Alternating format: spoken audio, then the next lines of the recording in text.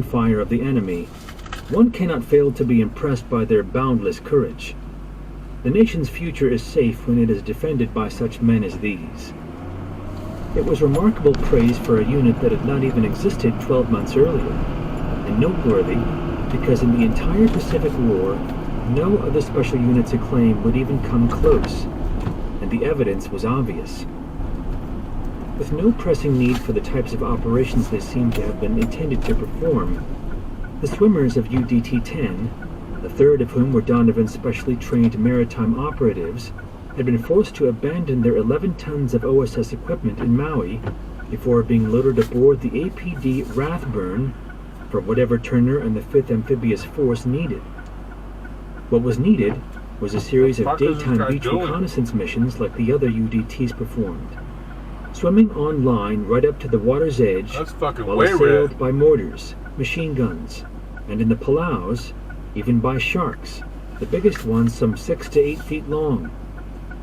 Personally recognized by Admirals Nimitz and Jesse B. Oldendorf for its superlative performances, including the white-knuckling of the Rathburn's deck guns to shoot down 2 kamikazes, one within 50 feet of her fantail, UDT-10 would also make a name for itself as the UDT's Golden Horseshoe, a nickname earned for incurring no casualties.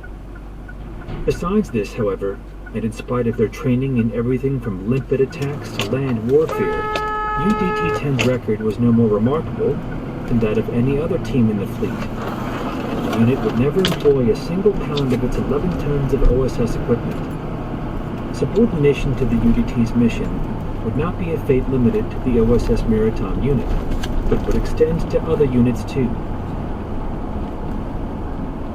13.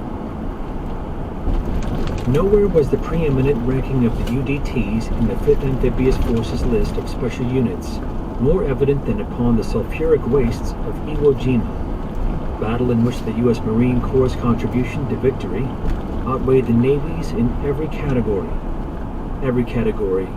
but one.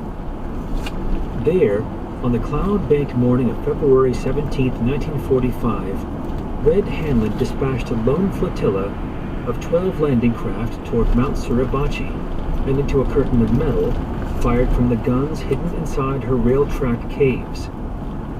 Aboard these vessels, open-throttled and cutting hard swerves to avoid the geysers of raining mortars, was a 120-man reconnaissance force, each man gleaming as white as a terracotta statue, the result of being smeared with silver paint to blend in with the sun-glinting swells, then coated with coke